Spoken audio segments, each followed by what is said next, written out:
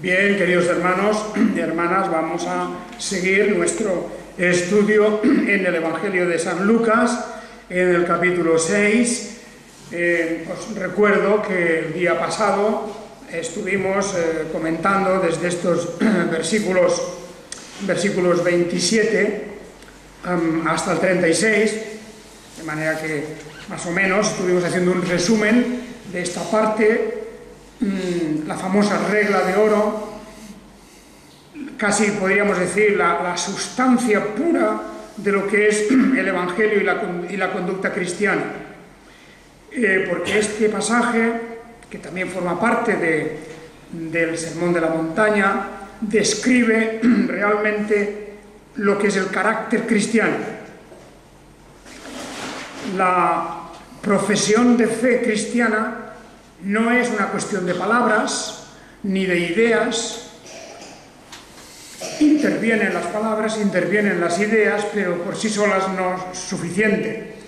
Nuestra profesión de fe se basa en dos pilares importantísimos, que son, por un lado, el carácter cristiano y, por otro, las obras de amor, las obras de caridad.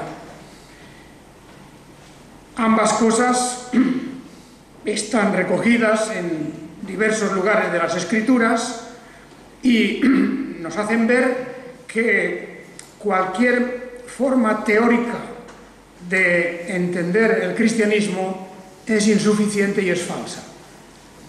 Es insuficiente y además es falsa porque le falta la realidad, y la realidad es la vida, y la vida es el carácter, y son las obras que realizamos llevados por ese carácter.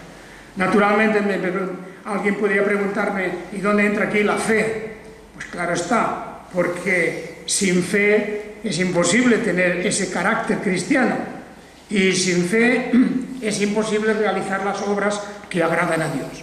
Por lo tanto, es evidente, no vamos a entrar en un proceso aquí de buscar el principio del círculo. Todo es un círculo perfecto y en él no pueden faltar estas cosas. De manera que el domingo pasado estuvimos hablando de todo ese pasaje tan difícil incluso de entender y de explicar, que veíamos cuando se dice: al que te hiere en la mejilla, preséntale también la otra; al que te quita el manto, no le impidas tomar también la túnica. Todo esto que, por una parte, decíamos, no se trata de que al pie de la letra vayamos a interpretar y entender esto, no se trata de aplicarlo tampoco al pie de la letra, porque entraría en conflicto con otros muchos lugares de las Escrituras.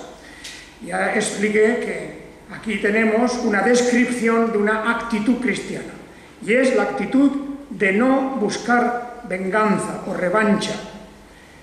Y esto es a lo que se dedica este pasaje, porque la venganza y la revancha pertenecen a Dios. Nosotros debemos hacer las cosas en base a la justicia, por un lado, en base también a la misericordia.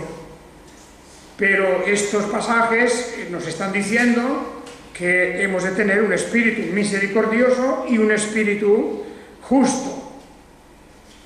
Y no podemos interpretarlos al pie de la letra, como hay otros pasajes que no podemos interpretar al pie de la letra, como el famoso pasaje que si tu mano o tu ojo te son motivo de escándalo, pues arráncate el ojo y tíralo, o córtate la mano, etc. Son maneras de hablar y formas de decir las cosas para enseñarnos una lección muy importante, y aquí la lección no se trata de que a todo el que me pida le tenga que dar, porque claro, si eso lo aplico al pie de la letra, en pocos días, en cuanto se enteren todos, no tendré ya nada para dar, y no puede ser esa interpretación.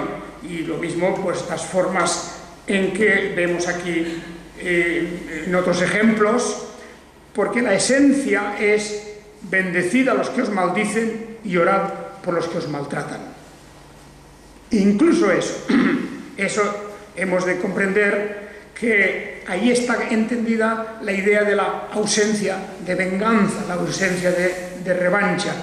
En el momento en que yo sé que una persona me aborrece, me persigue, me odia, me quiere hacer el daño, etcétera, etcétera, en ese momento mi espíritu cristiano debe ser de orar por esa persona y no de buscar la venganza y, por supuesto, no de difamarla ni de andar haciendo ningún otro gesto que pueda significar algo que a mí no me gustaría que me hicieran. Porque la ley es esta: conforme deseáis que os hagan los humanos, los seres humanos, hacedles igualmente. Esa es la cuestión. La esencia de todo el asunto es esa gran regla de oro es esto: conforme deseas que te hagan a ti, hazle tú al otro. Y no te quejes si el otro no corresponde. Porque si tú, como dice aquí, en un texto muy importante de las Escrituras, si tú eres espiritual, aquí lo tenéis, en Gálatas 6, lo tenéis en el reverso de la hoja del culto de hoy. Hermanos, aun cuando una persona sea sorprendida en alguna falta, vosotros, los espirituales, restaurad al tal con espíritu de mansedumbre, considerándote a ti mismo, no sea que tú también seas tentado. Sobrellevad los unos las cargas de los otros y cumpliréis así la ley de Cristo. A esto se está refiriendo el apóstol Pablo en este pasaje de Gálatas capítulo 6. Indudablemente que todo esto es una gran prueba y hay de nosotros, porque ¿quién es suficiente para esto? ¿Quién puede llevar y cumplir estas cosas? Ahí, cuando nos vemos delante de un pasaje como este, cuando nos vemos delante de esta regla de oro, nos damos cuenta también de nuestra propia incapacidad y de nuestra miseria. Porque no creo yo que haya ningún cristiano que diga con cierta suficiencia: pues yo soy, sí, capaz, yo toda mi vida siempre he hecho esto, siempre actúo igual. Lo mismo en pensamiento, que en deseo, que en intención, que en obras. Yo siempre hago aquello que me gustaría que me hicieran a mí. Ay, si alguien piensa así, ¿en qué peligro está? Porque esto es una meta a la cual hemos de tender. Esto es la perfección que se nos pone delante para humillarnos, por un lado, para que nos demos cuenta de nuestra insuficiencia, y también para estimularnos a avanzar hacia ello. Hemos de continuar la carrera hacia esa meta, que es precisamente ser semejantes a nuestro Señor Jesucristo, semejantes a su propio carácter. Bien, ahí tenéis, por lo tanto, un pasaje para hacernos meditar continuamente.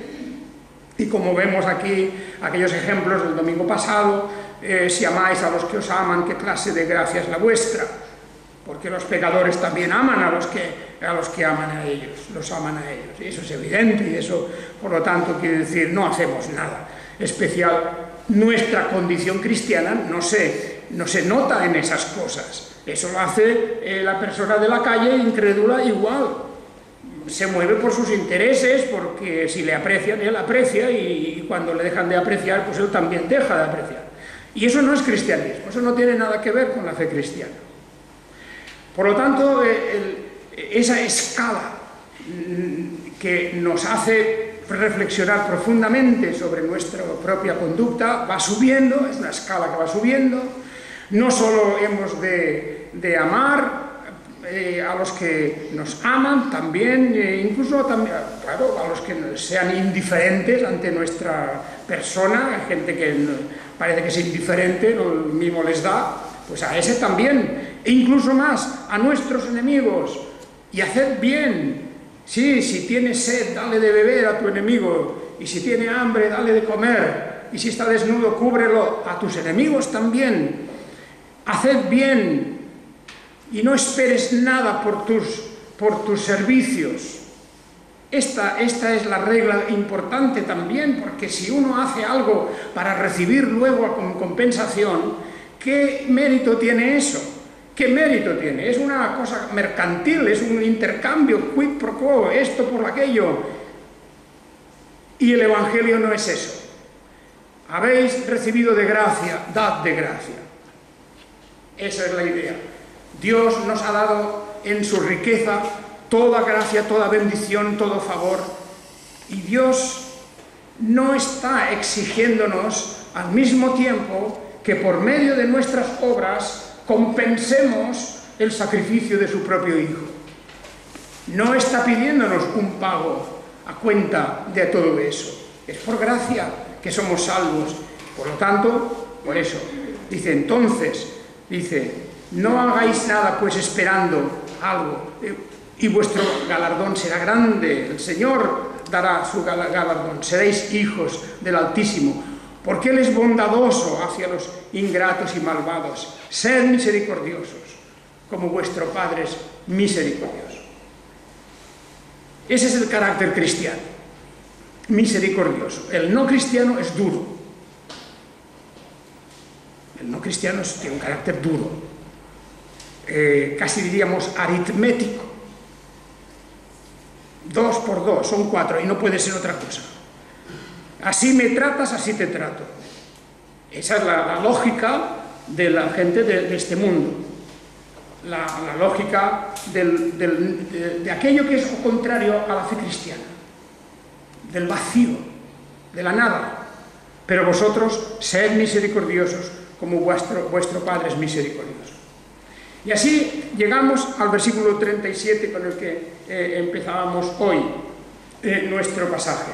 Dice: no juzguéis y no seréis juzgados, no condenéis y no seréis condenados, perdonad y seréis perdonados, dad y se os dará, medida buena, apretada, remecida y rebosante, os darán en vuestro regazo, porque con la medida que medís seréis medidos.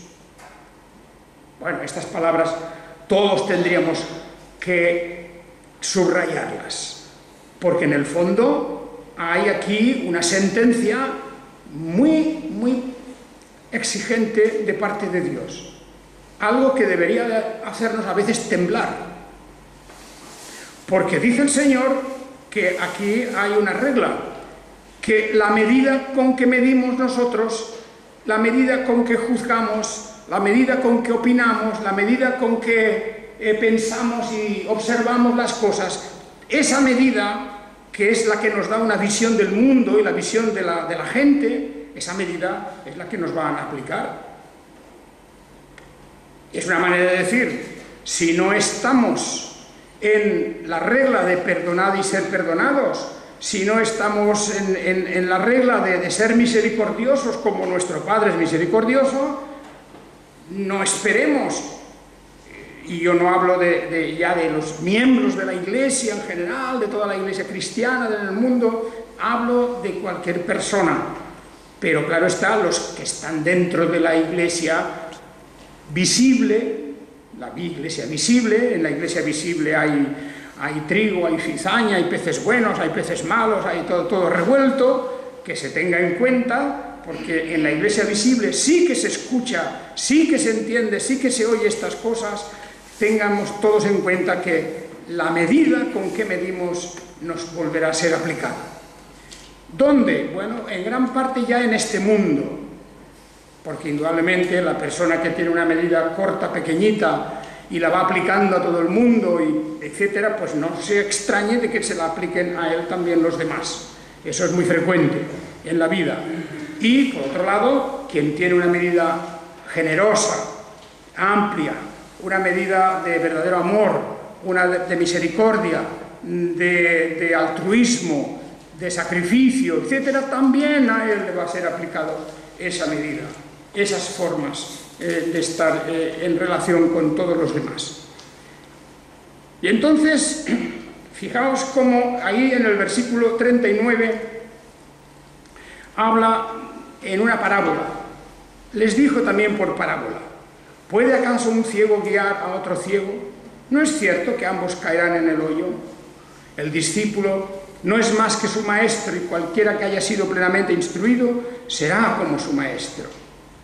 Ahora cambia un poco la dirección del pensamiento, aunque estamos dentro siempre de las relaciones de las personas y nuestra situación en el mundo y nuestro carácter también, todo eso está dentro de este discurso.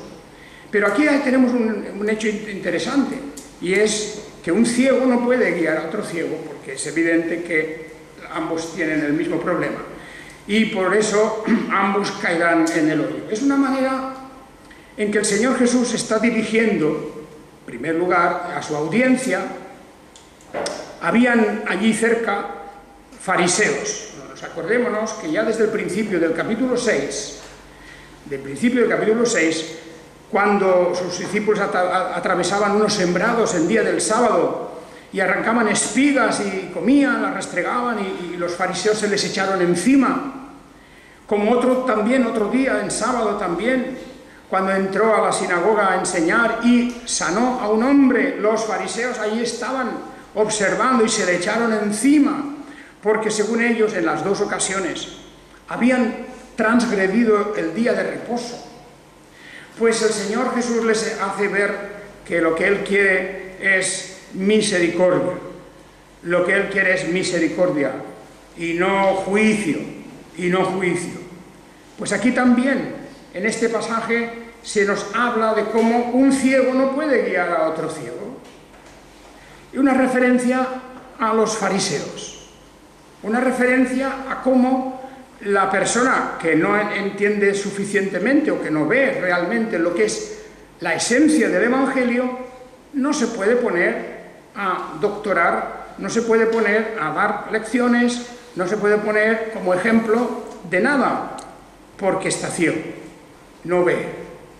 El no ver, repito, es aplicar aquello que es contrario a estas normas que tenemos aquí delante nuestro esta mañana, a esta gran regla de oro. Los ciegos, espiritualmente, intelectualmente, ambos caerán en el hoyo. El discípulo, lo mismo. No es más que el maestro. Y solamente cuando uno esté plenamente instruido será como su maestro. Eso es también un toque de atención, porque muchas veces nos ponemos en la cátedra del maestro. Nos gusta ser de los que pontifican, de los que parece que tengan la verdad sobre todas las cosas y opinan sobre todo, y bueno, parece que de su boca ha de salir la verdad pura.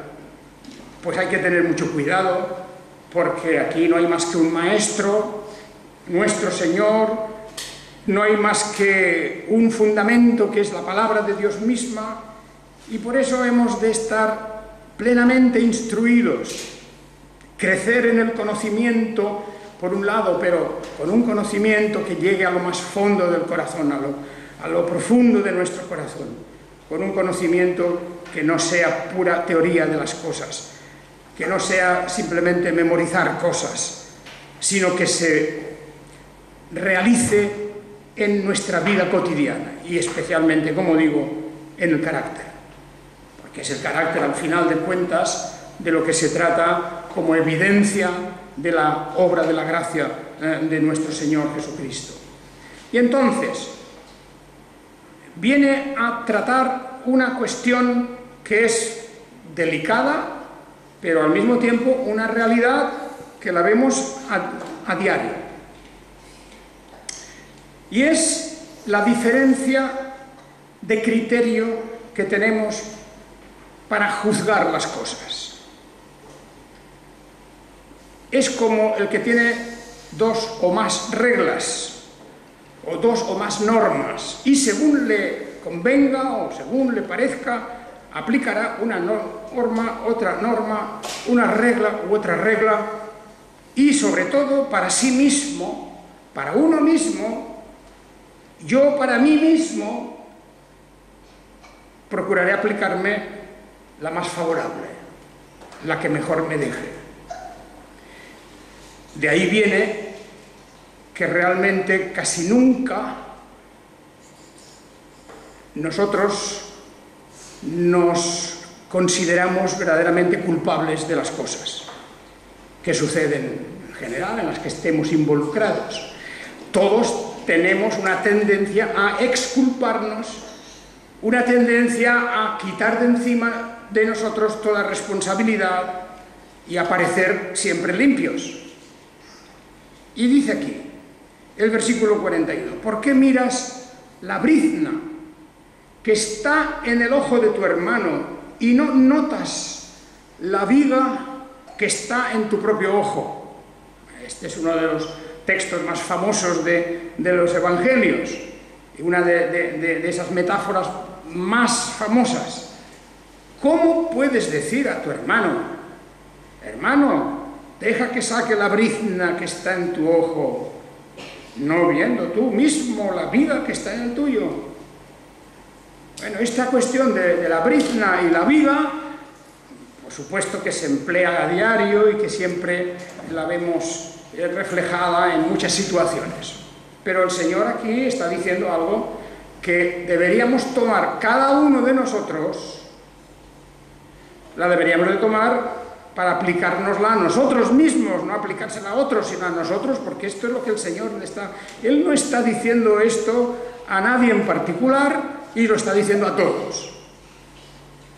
Porque no se refería solamente a los fariseos, ellos estaban incluidos, ellos habían sido, por supuesto, los que habían provocado todo este discurso, porque a continuación dirá hipócrita.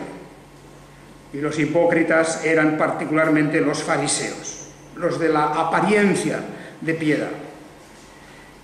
Pero no solo los fariseos, porque eso es algo que puede suceder en cualquier momento y que debido a nuestra propia corrupción y a nuestro pecado, pues tenemos una tendencia casi irreversible a hacer esto, a mirar la brizna, la mota de polvo o cualquier cosita pequeña que hay, cualquier defecto, se llama esto, cualquier defecto que hay en el otro, y no notamos la viga en nuestro propio ojo. Esto es serio, esto es serio, porque es que yo estoy seguro que cuando acabamos de leer esto, o cuando los fariseos acabaron de oír esto, dijeron: a mí, ¿qué me dices? Yo no tengo nada que ver con esto. Y mucha gente que tiene esa actitud, como dice: a mí esto no se me puede aplicar. Pero en el momento en que decimos que esto no se me puede aplicar a mí mismo, estamos declarando que no entendemos nada de lo que es las relaciones humanas, de cómo miramos a los demás muchas veces en función de nuestros intereses. Y por eso decía el Señor antes: hombre, si solamente amas al que te ama, pues eso es lo que hacen los gentiles. Si solamente haces favores al que te hace favores, eso no sirve de nada. Y solamente le das al que te da, o le das esperando que te dé, eso no sirve para nada. Es la otra prueba la que importa, la que de verdad importa, la que puede ponerte en una situación difícil a alguien que no te ama, o que tú piensas que no te ama, a alguien que sea tu enemigo, o que piensas que es tu enemigo. Todos estos casos, eso está referido a que nuestra actitud y nuestra manera de mirar a esas personas es diferente. Y naturalmente encontramos defectos en esa persona.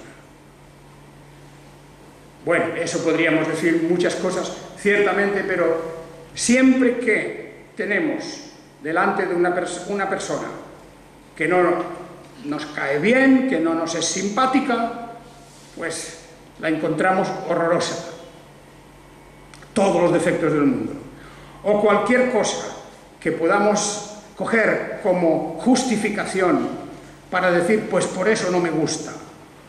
Pues bien, estamos en lo mismo. ¿Quién juzga estas cosas?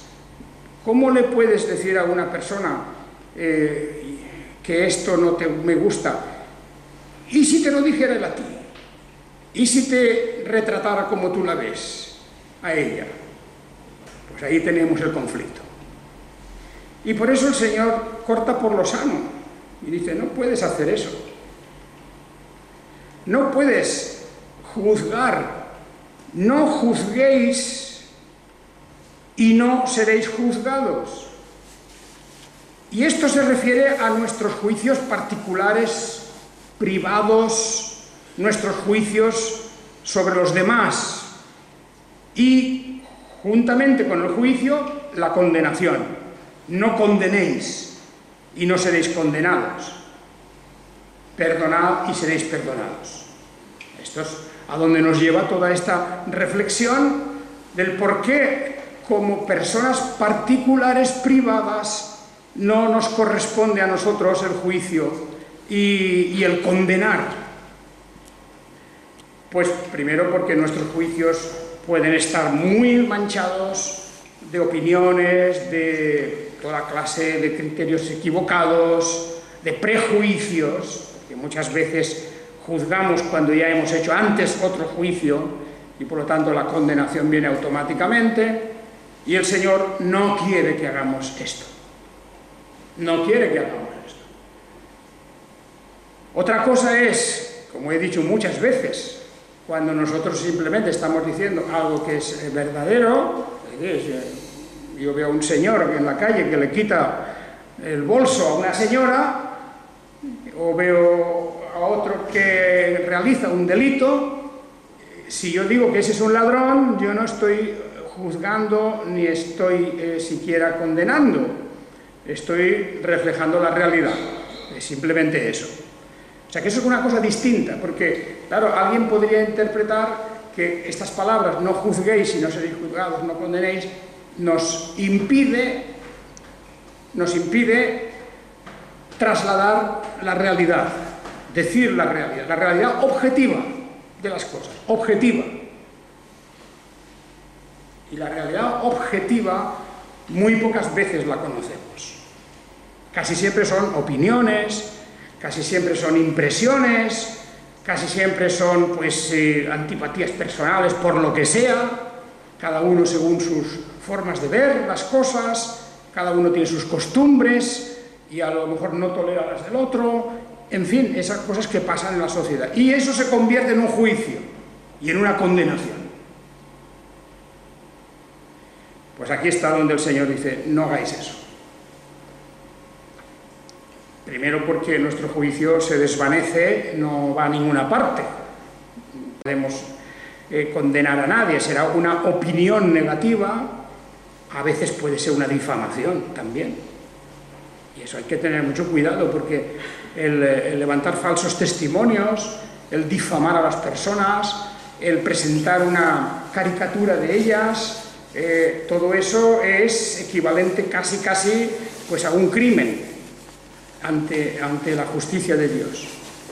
De manera que por eso el resumen de esto lo tenemos en aquellos pasajes que nos dicen: la venganza no es vuestra, vosotros no tenéis que vengaros de nada, ni siquiera en vuestra opinión, ni en vuestras opiniones. El Señor hará justicia. Seamos pacientes y mientras tanto tengamos esto como principio: sed misericordiosos como vuestro Padre es misericordioso, y sed pacientes como nuestro Padre es paciente, que no nos ha apartado de su reino a la primera transgresión que hemos hecho, ni a la última. No nos ha apartado de su reino por nuestros defectos, por nuestro carácter, por nuestras negligencias, por tantas cosas que tenemos de las que tendríamos que dar cuentas a Dios. El Señor es paciente, misericordioso, bueno, y en ese sentido es para nosotros el modelo y el único ejemplo. Y debemos llenar nuestra vida entera, nuestro pensamiento, tenemos que llenarlo de eso. Al margen de esto quedan toda una serie de cuestiones dentro de la Iglesia de Dios a lo largo de los tiempos.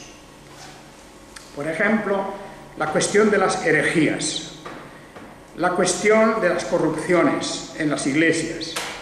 Aquí sí que vemos los apóstoles, no solo ellos, sino también enseñando a los que van a venir detrás, que tengan cuidado como pastores de la Iglesia de no permitir la entrada de herejías y de corrupciones y el ejercicio de la disciplina. Claro está, La disciplina en la Iglesia es otra cuestión, no se trata de opinar y de juzgar de estas formas que estamos hablando aquí. La disciplina en la Iglesia tiene sus propios conductos y sus propias normas, y además está destinada a restaurar a aquel que se ha desviado, porque hemos de tratarlo también con misericordia, cuando eso es posible, cuando se deja tratar. En resumen, hermanos, tenemos aquí todo un pasaje que nos hace, en cierta manera, temblar delante de Dios. Porque si lo tuviéramos que tomar como algo que hacemos, o tuviéramos que hacer por nuestras propias fuerzas, es para temblar. Porque en el momento que dice que no podemos juzgar a otros porque seremos juzgados, o que nos dice que con la misma medida que midamos, también seremos medidos, pues eso es para tomárselo muy en serio, es para parar un momento y decir, alto, no debo precipitarme yo nunca en mis juicios de los demás. No debo nunca abrir mis labios para expresar palabras de condenación sobre otra persona, porque mi criterio también me lo van a aplicar a mí. Mi forma de juzgar me será aplicada. Así que es mejor decir, Dios conoce los corazones, también el mío, y Él sabe que a mí me faltan muchas cosas. A mí, a todos nosotros, nos faltan muchas cosas. Por eso, este pasaje es algo que deberíamos de leer con mucha frecuencia, esta parte del discurso del Señor. No seamos nunca juzgadores de los demás. Inclinémonos por la misericordia y por el afecto a nuestro prójimo. Haga el Señor que este pasaje sea de importancia y de valor para todos. Y al terminar casi ya el capítulo 6, recordemos que aquí tenemos la esencia misma de la conducta cristiana y del carácter del creyente. Que el Señor os bendiga. Amén.